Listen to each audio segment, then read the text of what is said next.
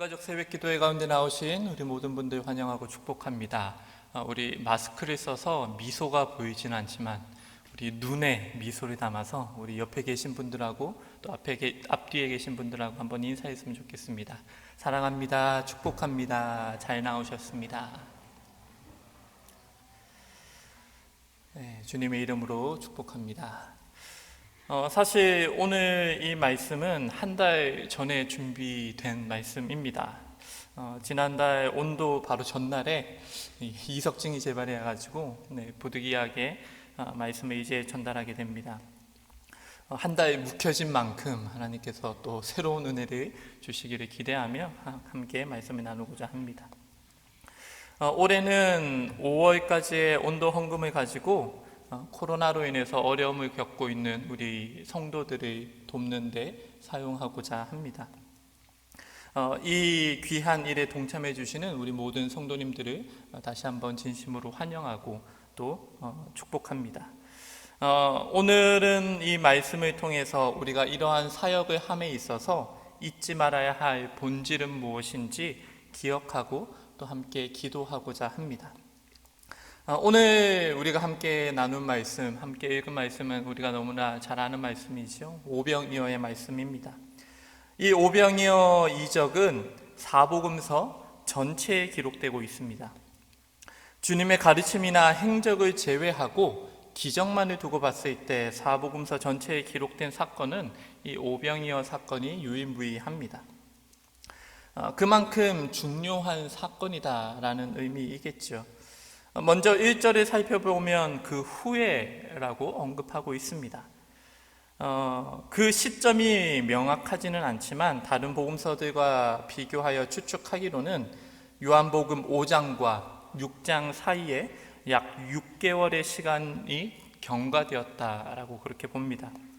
그 사이에 산상설교, 백부장의 종을 치유한 사건, 과부의 아들을 살리신 사건, 그리고 폭풍을 잠잠케 하심, 귀신들을 돼지떼에 들여보내신 사건, 그리고 혈류증 여인을 치유하시고 또 한 소녀를 다시 살리신 그런 사건도 있었고요. 12제자를 둘씩 짝지어서 갈릴리에 전도하기 위해 파송하신 사건도 있었습니다. 그리고 마지막으로 헤롯 왕이 세례 요한을 죽인 사건이 이 5장과 6절 사이, 이 그 후에라는 그 시간 사이에 있었던 사건들입니다.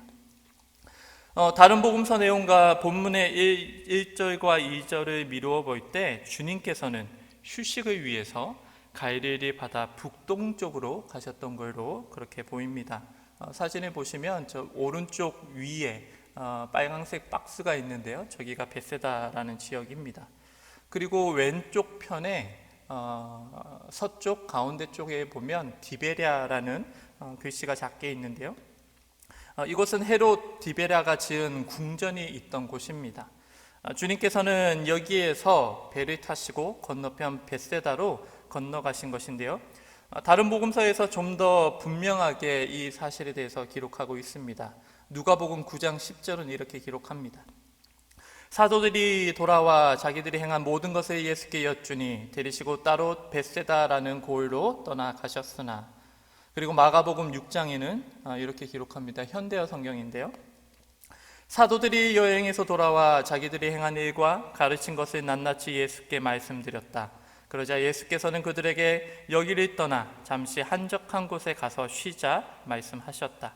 너무도 찾아오는 사람이 많아 제자들과 조용히 식사할 겨를조차 없었기 때문이다. 예수와 제자들은 배를 타고 한적한 곳에 향해 떠났다. 주님은 제자들에게 더러운 귀신을 제어할 권능을 주시며 둘씩 짝지어 선교를 위해 파송하셨습니다. 제자들이 이제 모든 일을 마치고 돌아와 예수님을 만난 것이지요. 예수님도 제자들과 함께 교제하기를 얼마나 원하셨을까요? 또 얼마나 피곤했을까요? 제자들뿐만이 아니라 우리 주님도 완전한 인간으로서 사역하셨기 때문에 인간의 한계를 매 순간 겪으셨고 제자들 역시 수고하여 지치고 피곤한 것을 알고 계셨습니다. 그래서 주님은 제자들과 함께 쉬며 사역 이야기도 듣고 또 가르침도 주시기 위해 한적한 곳으로 배를 타고 가고 계시는 것입니다. 그러나 그때도 큰 무리가 한적하고 외진 곳으로 따라오고 있었습니다. 현대어 성경을 보면 당시 상황에 대해서 이해가 쉬운데요. 2절에서 4절 말씀을 한번 읽어드리겠습니다. 수많은 군중이 예수의 뒤를 따랐다. 병자를 고치시는 이적을 보았기 때문이다. 그들은 예수께서 가시는 곳이면 어디나 따라갔다. 그들 중에는 유월절 축제에 참여하러 예루살렘에 올라가는 순례자들도 많이 끼어 있었다. 그래서 예수께서 제자들과 함께 산등성이에 올라가 앉으셨을 때에는 예수를 따라 올라온 군중들로 금방 그 산등성이가 메어졌다. 예수께서 몰려드는 군중을 둘러보시며 빌립에게 물으셨다. 빌립아, 이들을 모두 먹일 만한 음식을 구할 수 있겠느냐? 사진 한 장을 좀 보여드리겠습니다. 이 사진은 갈릴리 바다 북서쪽 해안에 찍은 사진입니다. 저기 보이는 저 바다가 갈릴리 바다인데요. 사진처럼 갈릴리 바다는 주위가 낮은 산들로 저렇게 둘러싸여 있습니다. 평만하지요. 주님은 제자들과 나지막한 한 산에 올라가 앉으셨습니다.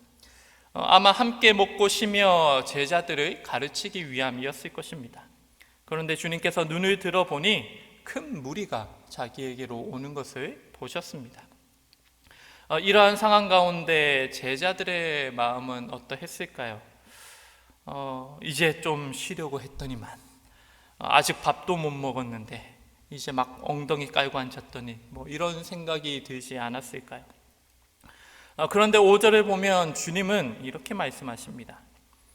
예수께서 눈을 들어 큰 무리가 자기에게로 모여드는 것을 보시고 우리가 어디에서 빵을 사다가 이 사람들에게 먹이겠느냐. 따라오던 무리가 도착하기도 전에 그들을 먹일 생각을 하고 계시는 것입니다. 주님께 그들은 또한 우리는 이러한 존재입니다. 이것이 하나님의 사랑이지요. 그리하여 주님은 빌립에게 질문하십니다. 당시 베드로, 안드레, 빌립은 현재 장소에서 가장 가까운 마을인 벳세다 출신이었습니다. 저기 빨간 동그라미가 벳세다인데요. 저기에서 오른쪽으로 조금 밑에 있는 벳세다 평지에 지금 주님과 제자들이 있고 오병이어의 사건이 일어납니다. 따라서 그 지방에 관하여 빌립은 잘 알고 있었을 것입니다. 그래서 예수님께서 그에게 질문을 하고 계시는 것이죠. 이에 대한 그의 답은 노였습니다. 인간적으로 말해서 수천 명의 사람들이 이 늦은 시간에 양식을 얻는다는 것은 불가능하다라는 이야기였죠. 그만한 돈이 없다라는 것입니다. 7절에 이렇게 기록합니다. 빌립이 예수께 대답하였다. 이 사람들에게 모두 조금씩이라도 먹게 하려면 빵 200데나리온 어치를 가지고도 충분하지 못합니다. 그리고 영어 성경에 보면 8 months wage라고 이야기를 하는데요. 당시에 한 데나리온이 하루 품삯이었습니다. 이것을 계산을 해보니까 안식일을 빼고 한 주를 6일로 계산을 한다면 거의 8개월에 해당하는 품삯입니다. 그래서 영어 성경에서는 8달의 월급치다라고 그렇게 기록을 하고 있는데요. 즉 그 지역 출신으로서 대충만 생각해봐도 불가능하다라는 이야기이지요. 사실 주님의 이 질문은 테스트, 즉 시험입니다. 6절에서 그것을 밝히고 있죠. 예수께서는 빌립을 시험해 보시고자 이렇게 말씀하신 것이었다. 예수께서는 자기가 하실 일을 잘 알고 계셨던 것이다. 주님은 분명한 뜻을 정해놓으신 가운데 하나님을 영화롭게 하고 또 제자들을 가르치시고자 하셨던 것입니다. 반면 빌립과 대조적으로 베드로의 동생 안드레는 직접적인 해답을 찾아내려고 무리 속으로 들어갔던 것 같습니다. 그러나 찾아낸 것은 겨우 한 아이가 가지고 있던 보리빵 5개와 물고기 2마리였죠. 6장 9절에 이렇게 기록합니다. 여기 한 아이가 보리빵 5개와 물고기 2마리를 가지고 있습니다. 그러나 이렇게 많은 사람에게 그것이 무슨 소용이 있겠습니까? 당시 보리빵과 물고기는 가난한 사람들이 먹는 음식이었습니다. 물고기도 소금에 절여서 말린 것으로 크기가 크지 않았던 것으로 그렇게 짐작합니다. 그리고 이것도 한 아이의 도시락에 불과했던 것이죠. 그런데 본문에 가만 묵상하고 있다 보면 그것을 받아든 예수님의 얼굴이 금세 밝아지셨을 것 같다라는 생각이 듭니다. 그래, 맞아. 그거라도 좋아. 아무 문제 되지 않아. 이제는 내 아버지께서 역사하실 것이야.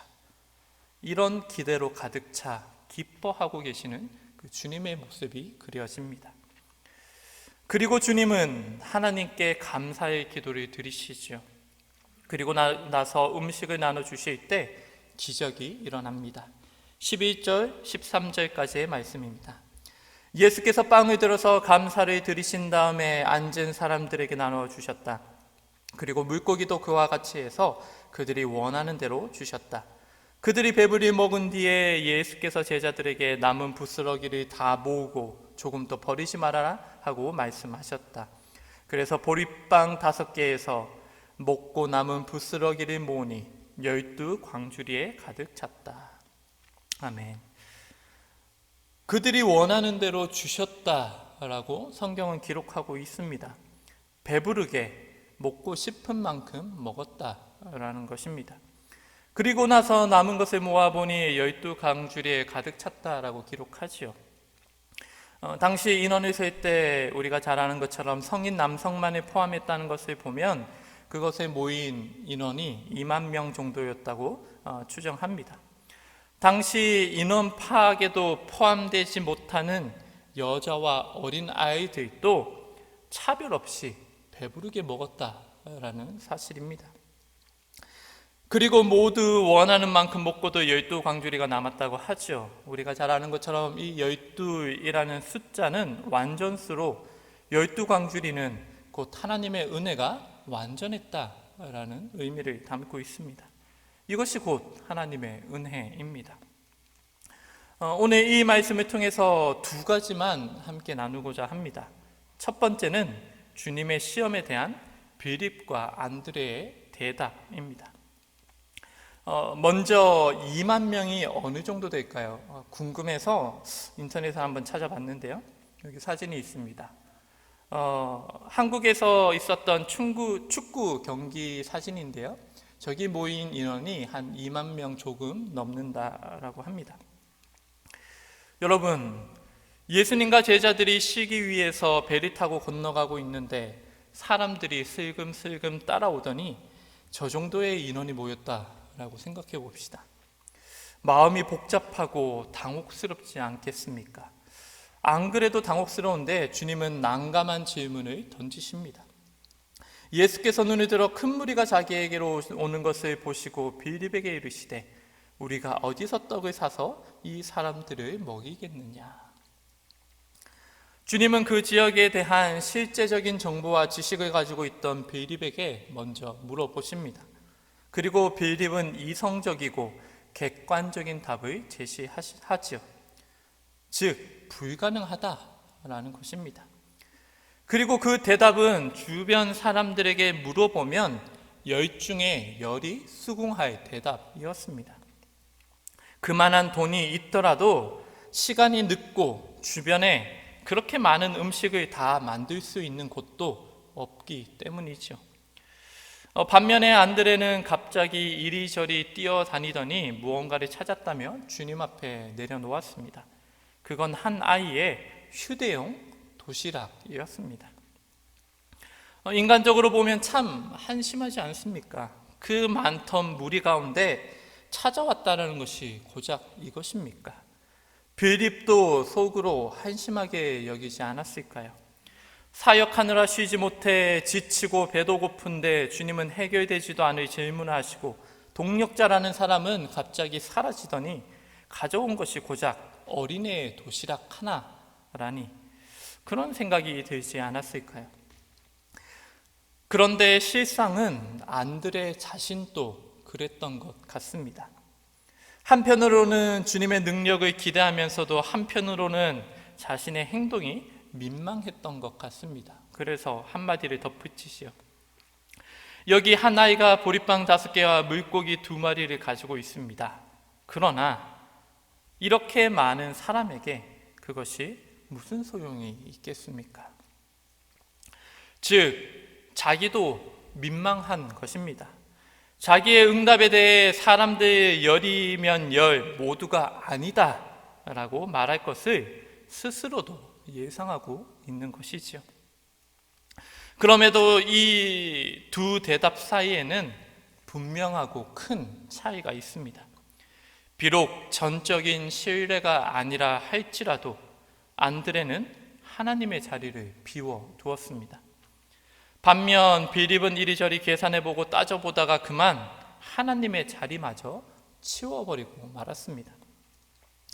혹시 이거라도 될까요? 라는 초라한 믿음과 아니요, 이건 불가능합니다 라는 확고한 판단은 확연히 다른 결과를 가져온다라는 것입니다. 사실 생각할 때 초라한 믿음보다 분명한 판단이 더 확고해 보이지 않습니까? 그런데 비록 초라할지라도 하나님을 향한 믿음이 기적을 이룬다라는 것을 우리는 성경을 통해 확인할 수 있습니다. 빌립은 그만 경험과 지식 등 자기 자신이 하나님을 대신하고 말았습니다. 그러자 그 마음에는 좌절, 불평, 의심과 원망이 열매에 맺히게 되죠. 반면 안드레 역시 상황에 대해 걱정과 불안하기도 하지만 하나님을 하나님의 자리에 모시고 난 후 보리빵과 물고기를 주님 앞에 내려놓았습니다. 그러자 하나님의 열매가 맺히게 된 것이죠. 이처럼 돈이 많다고, 경험과 지식이 풍부하다고, 권력과 힘이 있다고 하나님의 뜻이 이루어지는 것은 아닙니다. 기적은 그저 하나님의 자리에 하나님이 계실 때 이루어진다라는 사실이죠. 우리가 할 일은 신뢰와 순종입니다. 우리는 이 사실을 기억하며 하나님의 자리에 다른 것으로 채우지 말아야 합니다. 둘째로 우리가 함께 생각해 볼 것은 보리빵과 말린 물고기입니다. 2만 명에 가까운 사람들 모두가 자신이 원하는 만큼 먹었습니다. 그런데 그들이 먹은 음식은 모두 똑같이 보리빵과 말린 물고기다라는 사실입니다. 주님께 감사의 기도를 드리고 나서 제자들을 통해서 그 음식을 나눠주셨죠. 이 하늘의 식탁에 그 누구도 배제되지 않았고 모두가 함께 하늘의 기쁨을 누렸습니다.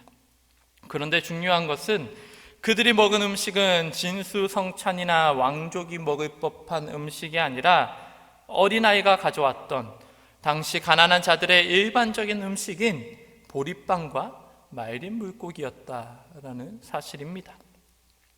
사복음서 저자 모두가 배부르게 먹었다라고는 기록하지만 어디에도 그 이상의 음식이 나왔다라고 기록하고 있지는 않습니다. 이 말씀을 묵상하면서 기적을 베푸시는 김에 양뿐이 아니라 질도 좀 좋은 음식을 주셨으면 그 사람들이 얼마나 기뻐했을까라는 그런 생각을 해봤습니다. 욕심에 찌든 세속적인 생각이죠. 그러나 실제로 이렇게 기도할 때도 많았던 것 같습니다. 주님, 우리의 필요를 채우시되 넘치게 주시고 최고의 것으로 응답하여 주시옵소서. 이렇게 기도할 때가 얼마나 많습니까? 사실 저도 성도님들을 위해 기도할 때 그렇게 기도할 때가 많습니다. 그게 성도들을 향한 목사의 마음인 것 같습니다. 그런데 하나님의 생각은 우리의 생각과 다를 때가 많은 것 같습니다. 그렇다고 하나님께서 우리에게 좋은 것을 안 주신다라는 말은 아니죠. 다만 최고에 대한 이 세상과 하나님의 생각은 분명한 차이가 있다라는 것입니다. 이것은 우리의 사명과 사역에 있어서도 마찬가지입니다. 올해 들어서 교회에서 코로나로 힘겨워하는 성도들을 위해 재난지원금을 지원하기로 결정을 했습니다. 그러면서 당회와 또 목회자들은 고민이 참 많이 했습니다. 어떻게 하면 더 잘 도울 수 있을까? 어떻게 하는 게 온전한 도움일까? 금액은 너무 작지 않은가? 더 많은 성도들을 도울 수는 없을까? 쉼없이 고민하다가 일을 진행하게 되었습니다. 그러다가 그 과정 중에 제 자신을 돌아보며 이 제자들과 비슷한 모습을 발견하게 되었습니다. 오해하지 말 것은 다른 당회원이나 목회자들이 아니라 제가 그랬다는 것입니다. 그것은 도움의 수단에 불과한 물질을 하나님 위에 두려 했다라는 것입니다. 하나님의 자리에서 하나님을 끌어내고 다른 것으로 채우려 한 것입니다. 지원 금액을 얼마나 해야 우리 성도들에게 위로가 될까? 어떻게 도와야 할까? 이런 것들을 고민하면서 정작 가장 중요한 하나님의 자리를 망각한 것입니다. 또한 하나님은 하나님의 방식으로 가장 선한 것을 우리에게 주신다는 것도 잊어버렸습니다. 그래서 보리빵과 말린 물고기를 하찮게 여겼던 것이죠. 이러한 것을 깨닫게 하셨을 때 다시 회개하고 주님께 기도하게 되었습니다. 하나님, 저희가 준비한 것은 이것입니다. 보리빵과 말린 물고기뿐입니다. 그러나 정성껏 주님께 드립니다. 주님의 자리에 임하사 하나님의 뜻을 이루어 주옵소서. 그렇게 기도하게 되었습니다. 그리고 이제는 계속해서 그들의 기도 제목을 가지고 함께 기도하게 됩니다. 하나님께서 그들의 삶에서 하나님의 뜻을 이루시기를 기도하게 됩니다. 그리고 온 성도가 함께 이 기도 제목을 가지고 기도하기를 소망합니다. 기적은 하나님께서 하나님의 자리에 계실 때 일어납니다. 또한 초라한 믿음 그리고 볼품없는 보리빵과 말린 물고기라도 주님 앞에 내어드릴 때 하나님께서 역사하십니다. 그리고 그 결과는 하나님의 뜻대로 이루어질 것입니다. 우리는 그것이 가장 선한 응답임을 고백할 수 있어야만 합니다. 이것을 경험한 수많은 믿음의 선배들이 있죠. 다윗도 이 사실을 고백하고 있습니다. 시편 63편 3절에 그는 이렇게 고백하죠. 주의 인자하심이 생명보다 나음으로 내 입술이 주를 찬양할 것이라. 나의 채손으로 내 삶을 만들어가는 것보다 하나님께서 이끄시는 삶이 더욱 복되기에 하나님을 찬양하겠습니다 라고 고백하고 있는 것입니다. 그런데 이렇게 고백하고 있는 다윗의 상황은 어떠합니까? 이 시편의 머릿말은 유다 광야에서 지은 시라는 제목을 가지고 있죠. 63편 1절은 이렇게 고백합니다. 하나님이여 주는 나의 하나님이시라. 내가 간절히 주를 찾되 물이 없어 마르고 황폐한 땅에서 내 영혼이 주를 갈망하며 내 육체가 주를 앙모하나이다. 다윗이 죽음의 위협 앞에서 고백하는 말이 나의 최선보다 하나님의 뜻이 내 생명에 더 낫습니다 라는 고백입니다. 하나님의 뜻이 내가 바라는 것과 달리 때론 우리를 광야로 이끄시고 줄이고 목마르고 시련이 첩첩상중일지라도 그것이 나에게 최고의 선입니다 라고 고백하는 것이죠.